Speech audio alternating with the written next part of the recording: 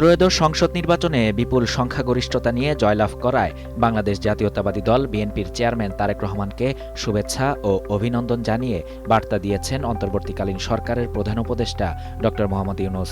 অভিনন্দন বার্তায় প্রধান উপদেষ্টা বলেন, গণতান্ত্রিক উত্তরণের ঐতিহাসিক প্রক্রিয়ায় জনগণের এই সুস্পষ্ট রায় দেশের সাংবিধানিক ও গণতান্ত্রিক ধারাবাহিকতা এবং প্রাতিষ্ঠানিক স্থিতিশীলতার ক্ষেত্রে অত্যন্ত গুরুত্বপূর্ণ মাইলফলক হয়ে থাকবে।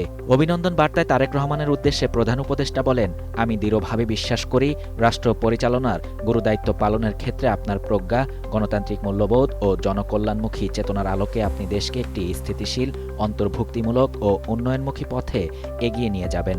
আমি স্মরণ করছি আপনার বাবা রাষ্ট্রপতি জিয়াউর রহমানের আদর্শ এবং আপনার মা সাবেক প্রধানমন্ত্রী বেগম খালেদা জিয়ার আপোষহীন নেতৃত্ব ও গণতন্ত্রের প্রতি অঙ্গীকারের কথা। তাদের আদর্শ ও মহান কর্ম আপনার আগামী দিনের চলার পথকে আলোকিত করবে বলে আমি একান্তভাবে আশা করি।